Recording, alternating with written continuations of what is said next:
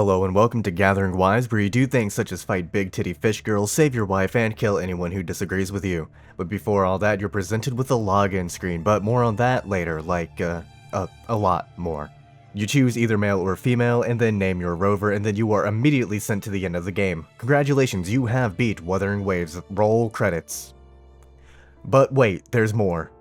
The lady, who probably isn't important to remember, gives you the power of God and anime before sending you into the real world.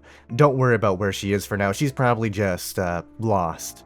Your wife is a butterfly and she flies away from you, leaving you with two random women you just met, but they're hot so you decide to trust them anyway. Besides, who are you to say no to a wife you don't even know you have? Waking up, they just call you Rover, and coincidentally, that's also one of your nicknames of the past, but don't worry about that for now. After some brief exposition, you are immediately jumped, and well, it turns out that Rover still remembers how to fight and kick ass. At least not everything was lost when his memory was erased. Only unimportant stuff like emotional bonds were lost. And we are informed that we are in Jinzhou, and that there are these things called Sentinels. They cradle and protect civilizations like a cold and distant mother who sends you pants every Christmas but you haven't seen in person in 20 years. We're also told the one here just killed itself and it became a total of like 7. I don't think you're supposed to deal with schizophrenia that way. Then again, I'm also not a fucking dragon, so what do I know? Arbiter. What? Lord Arbiter. Who the fuck are you? Please save Jinzhou, Arbiter. Am I the schizophrenic one? In between the jiggle physics, emotional story, and tense combat, you'll quickly come to realize that the gacha part of the gacha game is abysmal dog shit. Please, Kuro, I'm tired of losing my 50-50, I just need another duplicate for my shorekeeper, please, just one more, I promise, just one more, maybe another. Anyway, back to Rover's roving. Speaking of getting jumped, we find out that they traveled here with another woman. Well, damn, look at you, Rover. You woke up 3 minutes ago and already have 3 bitches on your dick. It's amazing what getting rid of a yee ass haircut and outfit does for you. Anyway, Crownless isn't happy that you're awake and takes that shit personally.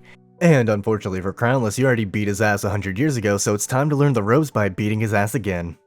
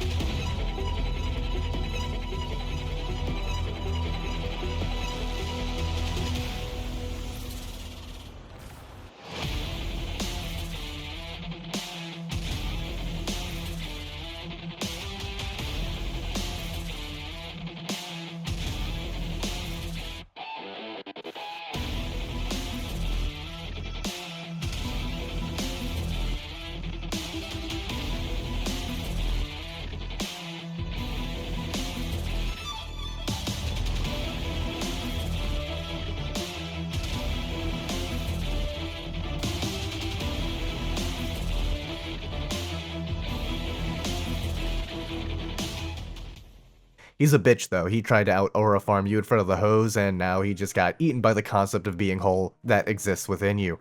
Don't worry about that yet. And with this we find out that you, well, not you, Rover, is some ancient and powerful person from the past. Someone who could fell gods himself, who could balance the world, and someone who was the hope of humanity. Why did you lose your memories? Where did your power go? Well, we saw your power while trying not to drown in the Australian Ocean, but why did it leave? Left with many questions about ourselves, we agreed to head to Jinzhou, the nearest city with a Taco Bell. Eating Crownless can't be good for you. Let's see here. It's, made out of dead people. I guess it's not that different from Taco Bell after all. On our way, we have to kill a bunch of Tacit Discords, eat them, and then use them to beat up other Tacit Discords. We also learned that Rover has a stalker. Hi Camellia. I hope you turn out to be a normal and sane person in the future when we get to you. Tacit Discords are the main enemies of the game. They're made from fading frequencies and emotions, and they need to eat people to sustain themselves. They're basically just your average DEI hire. However, that's not all. We've opened a can of worms. The etheric sea spawned that unusual Tacit field that birthed the Crownless, and things seem to be getting more and more interesting. With our awakening, so too have other plans and schemes been set into motion. Rover might not be alone, but will his newfound friends be able to help him, or will they all get folded like some origami? The only way to find out is to watch episode 2. Special thanks to channel supporters Blackshore's Guardian, Ice Dragon, Wandering Rovers, Chris the Snitch, Istalor, Donators, Ozzy, Icy Sincere 13, and Frosty Frog OG.